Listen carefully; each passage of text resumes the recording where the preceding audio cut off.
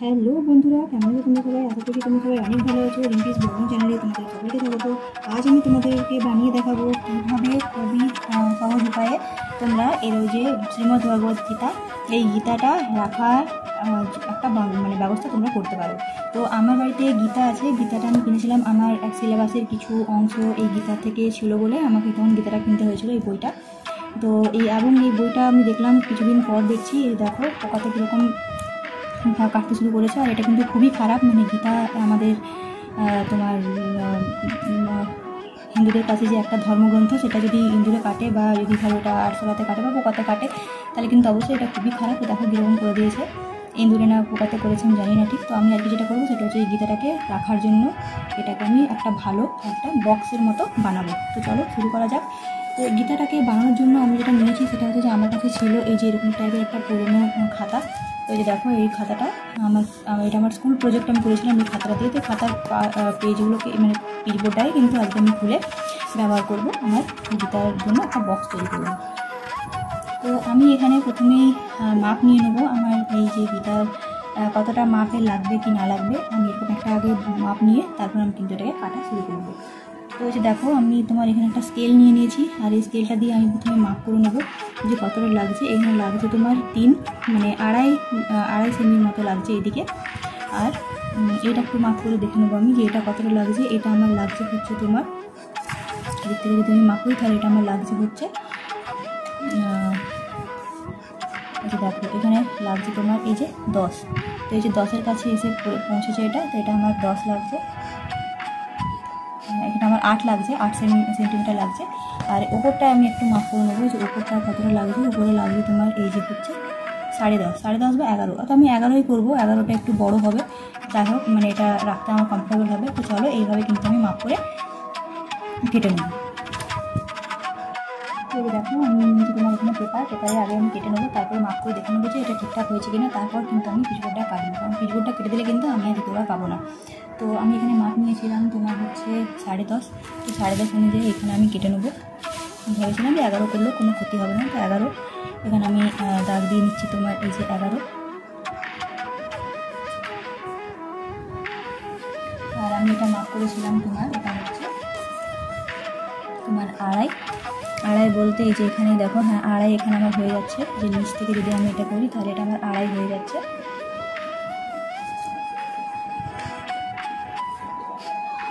আর এদিকে হচ্ছে আমার এটা হচ্ছে তোমার 8।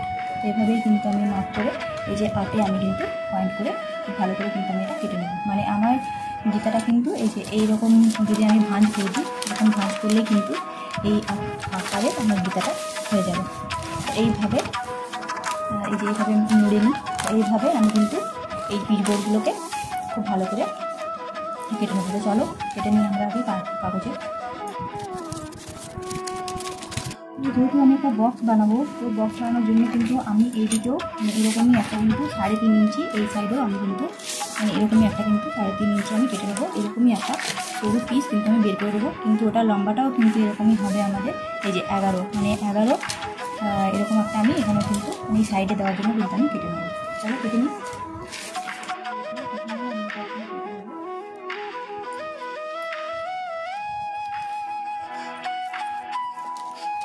এটা আমি কেন কাটছি তোমাদেরকে তোমরা দেখতে থাকো, দেখলেই তোমরা বুঝতে পারবে যেটা আমি কেন কাটবো। আমি পিচবোর্ডটাকে কেটে নেবো।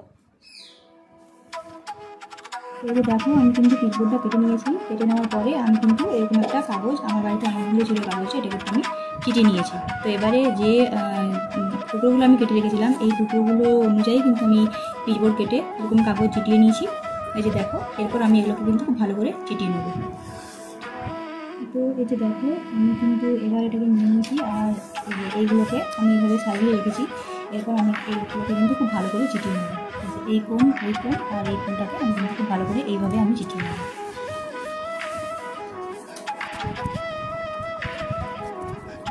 খুব ভালো করে চিটিয়ে নেব। যে এই দুটোকে একসাথে অ্যাটাচ করে দেবো।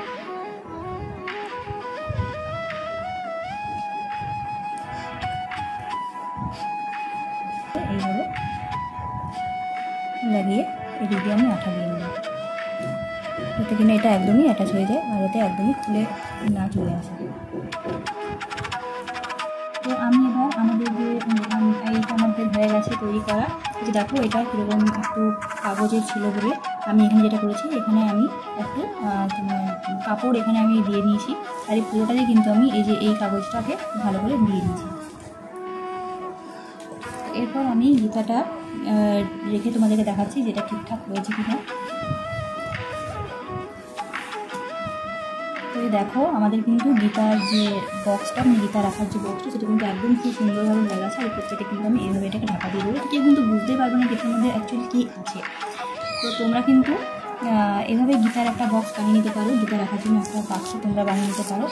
তো আর এখানেও তোমরা একটা ঢাকনা বা কোনো কিছু একটা লাগানোর জন্য কিছু দিতে পারো, যাতে এটা লক থাকবে, লকের জন্য লক সিস্টেম করতে পারো। তো আমি এখানে কোনো রকম লক সিস্টেম করবো না, যেহেতু আমার লক সিস্টেমের দরকার হবে না, তাই জন্য এভাবে খুলে গীতা পড়ে তারপর তোমরা আবার কিন্তু এখানে রেখে দিতে পারো। তো আমার কিন্তু কাজ এখনও কমপ্লিট হয়নি। আমি যেটা করবো সেটা হচ্ছে যে দেখো এখানে কিন্তু গীতার এই যে বক্সটা, এই দেখো কতটা খারাপ দেখতে লাগছে।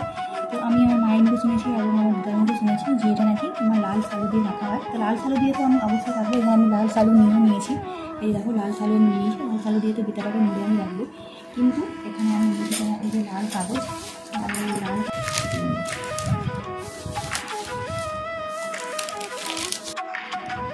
তো দেখো আমার কিন্তু এই গীতা রাখার যে বক্স এটা কিন্তু একদমই বেড়ে গেছে। আর এখানে আমি কিন্তু লাল রঙের কাপড় চিটিয়ে নিয়েছি একদম চারদিকে, যে খারাপ দেখতে লাগছিলো সেটা কিন্তু এখন আর দেখতে লাগছে না। তো দেখো এটা আমার এই বক্সটা। এরপর আমি যেটা করবো সেটা হচ্ছে যে গীতাটাকে কিন্তু আমি রেখে দেবো এখানে। গীতাটা রাখার আগে তোমাদেরকে আমি একটা জিনিস দেখাই, সেটা হচ্ছে যে গীতার সাথে কিন্তু ওরা আমাকে কোনো রকম পেজ মার্ক দেয়নি। এই যে দেখো একটা শুধুমাত্র এরকম একটা সুতো দিয়ে দিয়েছিলো, কোনো রকম পেজ মার্ক কিন্তু এখানে আমার দেয়নি। তো এই পেজ পর্যন্ত আমাদের পড়া হয়েছে, আমার দিদা এটা আমাকে পড়েছে না।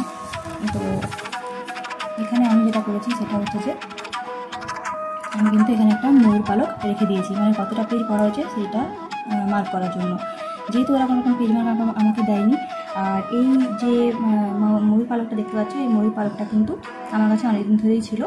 তো আর এটার যে নিচের অংশটা সেটা কিন্তু ইঁদুরে কেটে নিয়ে চলে গেছিলো। তো আমি যেটা করেছি সেটা হচ্ছে দেখো কিছু কিছু এই পালকগুলো কিন্তু এই জায়গাগুলো ইঁদুরে কেমন করে কেটে দিয়েছি। তো আমি যেটা করেছি সেটা হচ্ছে অর্ধেকটা দিয়ে কিন্তু মানে মাথার অংশটা দিয়ে কিন্তু আমি এখানে রেখে নিয়েছি। তো এবার যখন পড়া হবে তখন এখান থেকে আবার পড়া হবে।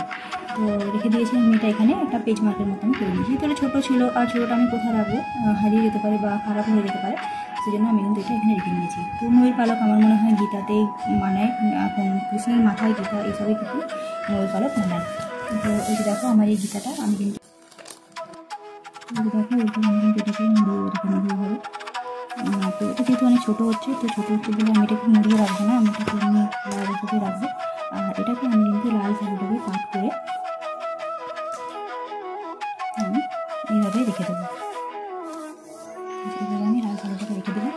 এরপর আমি এই গীতাটাকে এইভাবে রেখে দেবো, আর উপর থেকে এটা আমি ঢাকা দিয়ে দেবো।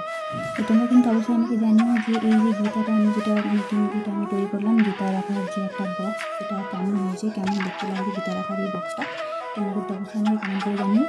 ভালো লেগে থাকলে কিন্তু চ্যানেলটিকে লাইক করে দিও, সাবস্ক্রাইব করে দিও আমার চ্যানেলটিকে, যাতে আমার চ্যানেলের নতুন নতুন ভিডিওগুলো তোমরা কিন্তু খুব সহজেই তোমাদের ভিডিওতে পেয়ে যাও, তোমাদের চ্যানেলে কিন্তু পেয়ে যাও। তো খুব ভালো থেকো, সুস্থ থেকো। আজকের মতো আমি এখানেই বিদায় নিচ্ছি।